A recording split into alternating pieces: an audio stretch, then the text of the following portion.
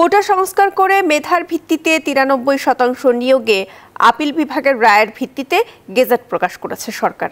এর মধ্য দিয়ে মঙ্গলবার থেকেই কার্যকর হলো নতুন কোটা পদ্ধতি।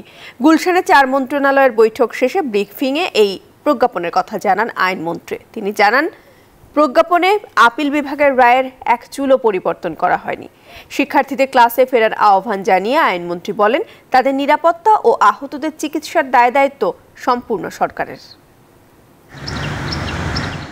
শিক্ষার্থীদের কোটা সংস্কার আন্দোলনের প্রেক্ষিতে গেল 21 জুলাই কোটা পুনর্বহাল করা হাইকোর্টের দেয়ার রায় বাতিল করে দেন আপিল বিভাগের পূর্ণাঙ্গ বেঞ্চ। সরকারি চাকরিতে মেধার ভিত্তিতে 93% নিয়োগের রায় দেন আপিল বিভাগ। রায়ে 5% মুক্তিযোদ্ধাদের সন্তান, 1% ক্ষুদ্র নৃগোষ্ঠী এবং 1% প্রতিবন্ধী ও তৃতীয় লিঙ্গের জন্য রাখা হয়েছে। এই রায়ের আলোকে একদিন পরই জনপ্রশাসন মন্ত্রণালয় থেকে প্রজ্ঞাপনের খসড়া পাঠানো হয় প্রধানমন্ত্রীর অনুমোদনের জন্য। প্রধানমন্ত্রীর অনুমোদনের একদিন পর মঙ্গলবার দুপুরে সরকারের 3 মন্ত্রীকে নিয়ে আইনমন্ত্রী আনিসুল হক তার গুলশান অফিসে সংবাদ সম্মেলনে জানান, সরকারি, আধা সরকারি এবং স্বায়ত্তশাসিত প্রতিষ্ঠানের চাকরির সব গ্রেডের জন্য প্রযোজ্য হবে এই কোটা পদ্ধতি। আমরা কোটা সংস্কারের যে রায় সর্বোচ্চ আপিল বিভাগ, সর্বোচ্চ আদালত আপিল বিভাগ দিয়েছে তা কিন্তু প্রতিপালন করেছি। এই প্রজ্ঞাপনে পরিষ্কার বলা আছে, এই আদেশ অবিলম্বে কার্যকর হইবে।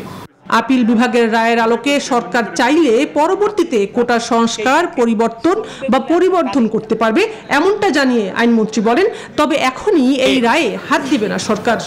সর্বোচ্চ আদালত অত্যন্ত বিচক্ষণ একটা রায় দিয়েছে, সুদূর প্রসারী। তার কারণ হচ্ছে, সর্বোচ্চ আদালত যদি এখানে শেষ করে দিতেন বলে, তাহলে ভবিষ্যতের প্রেক্ষিত কিন্তু তার যদি বদলাতে হতো, আবার রিভিউ করতে হতো।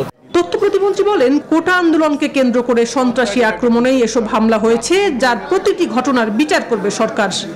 শিক্ষার্থীদের যে মুভমেন্ট, শান্তিপূর্ণ মুভমেন্টের ভিতরে আক্রমণকারী সন্ত্রাসীরা ঢুকেছে, এটা আপনারা দেখেছেন। জঙ্গি জামাত শিবির ঢুকে তারা আক্রমণ শুরু করেছে। সরকার এবং সরকারের প্রতিষ্ঠানগুলো ছিল আক্রান্ত।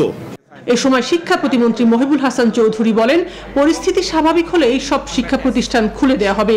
তবে কতজন শিক্ষার্থী এ ঘটনায় আহত হয়েছেন তা এখনো নিরূপণ করতে পারেনি মন্ত্রণালয়। সুতরাং এই পরিস্থিতি বর্তমানে সেটা পরিবর্তন হওয়ার পরেই আমাদের পক্ষে সঠিকভাবে নিরূপণ করা সম্ভব হবে আসলে কারা কারা শিক্ষার্থী ছিলেন এবং শিক্ষার্থী কোন কোন প্রতিষ্ঠানের ছিলেন। এদিকে কোটা আন্দোলনে নিহত 7 জনের মামলার বিষয়টি দেখা হবে জানিয়ে আইনমন্ত্রী বলেন, আহত শিক্ষার্থীদের চিকিৎসার ব্যবস্থা করবে সরকার। মামলার তথ্যাদি যদি ওনারা আমাদেরকে দেন, তাদের ব্যাপারে যদি কোনো মামলা হয়ে থাকে, সেগুলি আমরা অবশ্যই দেখব। শানাজি ইয়াসমিন, নিউজ 24, ঢাকা।